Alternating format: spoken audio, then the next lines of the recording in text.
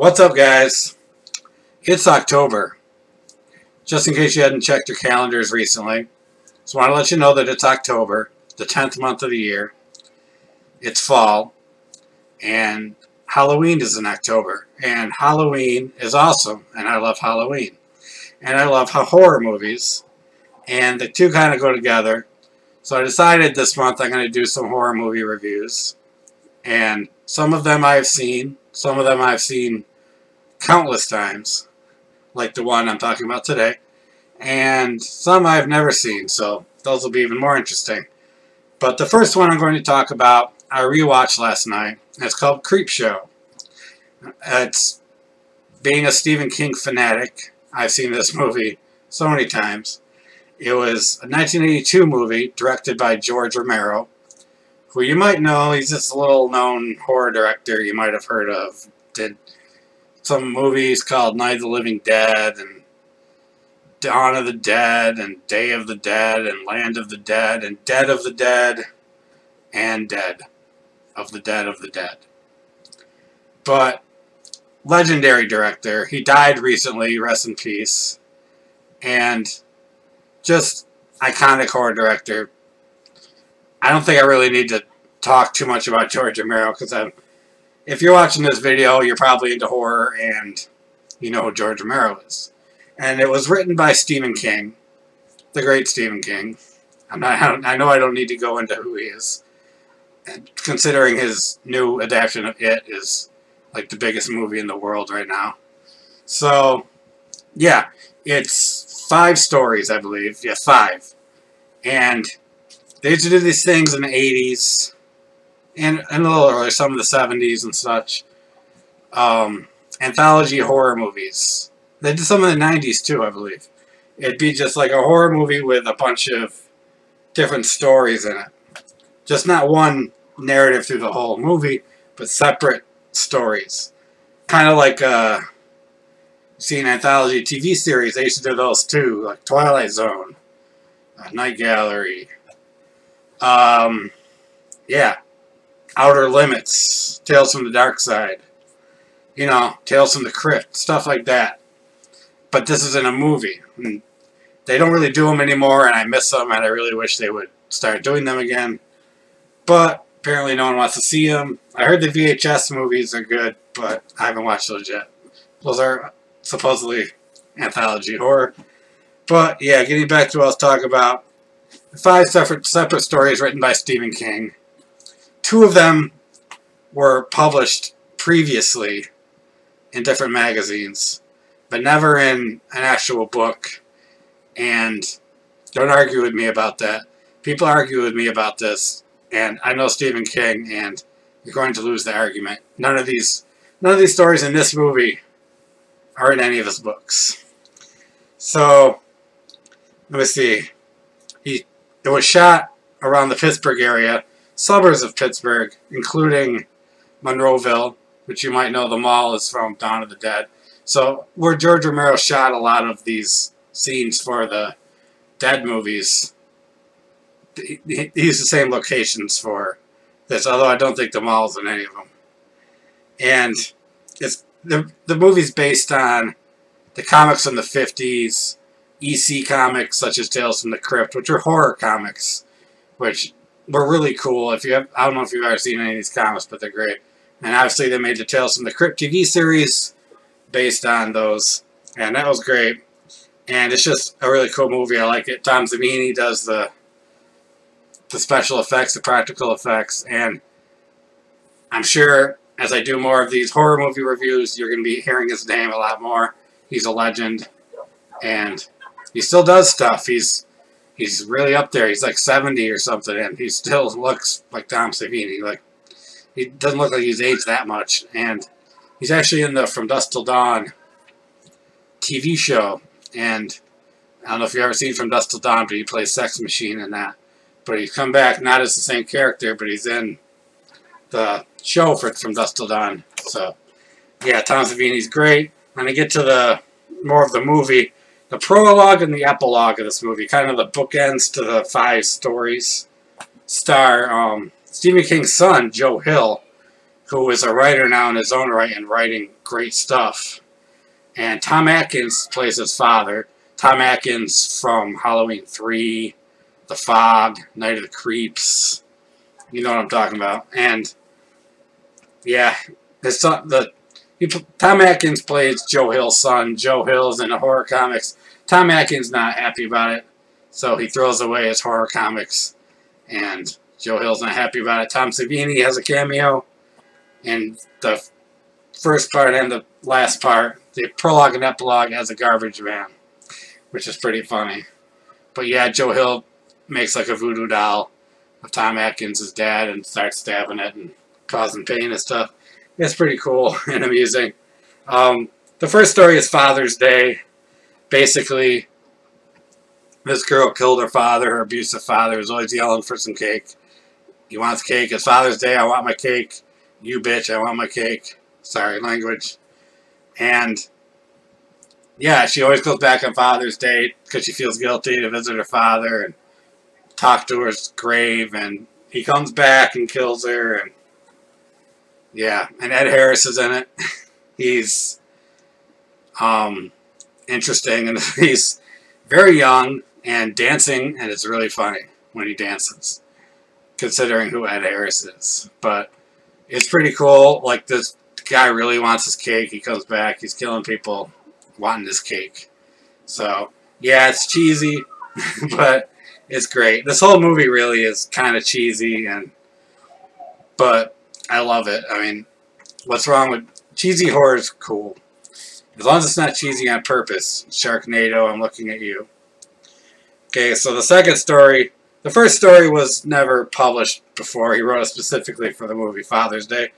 The second story, Loathsome Death of Jordy Verrill, had been published previously in Cavalier magazine in 1976 under the name Weeds. Stephen King stars as the titular character Jordy Verrill. They got the name, they changed the name from Weeds to Loathsome Death of Jordy Verrill because of a Bob Dylan song called Loathsome Death of Hattie Carroll. And Stephen King stars in this, his first time starring in anything. And he's really, really funny. He's a redneck. This meteor crashes in his yard. He goes out and looking at it, thinking about how much money he can get if he brings it up to the college. He has these fantasies. They actually show his dreams about going to the college and guy offering a lot of money. And he touches it and it kind of burns his hand a little bit. And it opens up. He thinks he breaks it, and then he gets upset because he doesn't think the college will give him any money for it. But yeah, he takes it back to his house. He notices, before he takes it back to his house, he notices there's grass growing on his fingers now. And he goes back to his house, and it's just a real, it's what the whole story is. It's just grass growing everywhere, outside his house, inside his house, on him. He licks his fingers at one point, and grass starts growing on his tongue. And that's what the story is. It's just basically he's consumed by grass. And he ends up blowing his head off at the end. And who can blame him? That's no way to live. So yeah, that was great and funny story. Stephen King like that is really funny. He says some funny stuff. He's just a really funny redneck. It's weird to think, this is the guy that wrote freaking Shawshank Redemption and The Green Mile and 11/22/63. This is the same guy. It's hilarious. So the third story is Something to Tide You Over. There's another one that was never previously released. It's written for the movie. It stars Ted Danson as a guy who's cheating with somebody's wife, and that somebody is Leslie Nielsen. And there's one thing about Leslie Nielsen. I love Leslie Nielsen, but I cannot take the guy seriously. After Airplane and Naked Gun and everything, when he's in a movie and he's acting serious, it's still hilarious to me. But, yes, he's acting serious in this movie. He's upset, obviously, that Ted Danson is sleeping with his wife. He forces Ted Danson to bury himself in the sand on the beach up to his neck, which is scary, and for someone like me who's claustrophobic, it's really scary in itself. But the plan is the tide is going to come in, and you know how the tide comes in and goes out, comes in, goes out, and he has to hold his breath as the tide goes in, and hopefully the water will free him at some point. Some sort of torture. Leslie Nielsen is doing to him. He even brings a TV out there because he's done the same thing to his wife, who Ted Danson was cheating with, and so he can see the woman he loves, he's been sleeping with, in the same situation, fighting for air as the tide rolls over her head. And it's really good. I like it a lot. They die, and they come back and do the same thing to Leslie Nielsen, bury him in the sand, and it ends with him saying, "I could hold my breath a long time." So, moving on to the next one, called The Crate, which was published in, let me see what the name of the magazine was, Gallery magazine in 1979. It stars Hal Holbrook, who you might know, again, from The Fog, and Adrienne Barbeau from The Fog. There's like 3 people from The Fog. She's in The Fog, she's in Swamp Thing, she's in Escape from New York, she's in a bunch of stuff. And she's really, basically she's a really annoying, controlling wife. And he fantasizes about killing her. And there's a janitor back at the college he works at, finds a crate under the stairs, knows it's from like an Arctic expedition from like 1834 or something. And he's curious, he calls one of the doctors, the scientists who work there, to come, and they open it, and there's some, I don't know, it's an Arctic expedition, maybe it's a Yeti or something, some dangerous beast that kills the janitor, eats him, and basically the scientist is with him, goes and gets another guy, and be like, "Yo, this happened, help, check this out." That guy gets killed, and so he goes to his friend, who is Hal Holbrook, who's with Adrienne Barbeau, is his wife, and tells him about it, and so Hal Holbrook drugs his friend, so he goes to sleep. He goes to the college, and he cleans everything up, and lures his wife there to get eaten by the beast. And it's a dark comedy, and she is really annoying. I can't really blame him, and it's really cool. I really like the creature a lot. He looks cool. They did a good job with it, and it's kind of scary. It's got big ass fucking teeth, freaking teeth, and just really good stuff. Good story. This and Lonesome Death of Dirty Verrill are probably my favorite in the movie. So the final story is called They're Creeping Up on You, and it stars E.G. Marshall, which a lot of us know from Christmas Vacation. He's also Superman 2, the president in Superman 2. But he's been in, his career spans a long time before this. And he's a guy, he's a rich guy, owns a corporation. He's I was going to say, he's a jerk, how's that? And he's in his apartment, his luxury apartment, very sterile environment where it's supposed to be a germ-free apartment, and he's on the phone with a bunch of people. He fires some people. One of these people's wife calls him and tells him she wishes he would die, and she's gonna laugh when he dies. And he says lots of people are going to do that. So he knows what he is, and that's who he is. And there's a cockroach. He's having a cockroach problem, and he calls the janitor guy. I guess he's, or not janitor, but like a what do you call it? Exterminator. I'm thinking he works for the building. He calls him. He wants him to come up and get rid of the cockroaches. But what ends up happening is the whole place is overrun with cockroaches. There's a blackout in the city.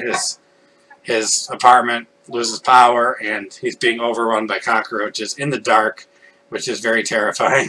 And it ends with they're inside his body, and they're just like coming out of his body, like breaking out of his skin, out of his mouth, out of his just everywhere. It's really gross. The effects are really great, though. This thing about 80s horror movies is those practical effects are just great. So yeah, this one wasn't in previously published at all either. So this is written for the movie. So yeah, this movie is cheesy. I'm not gonna lie about that.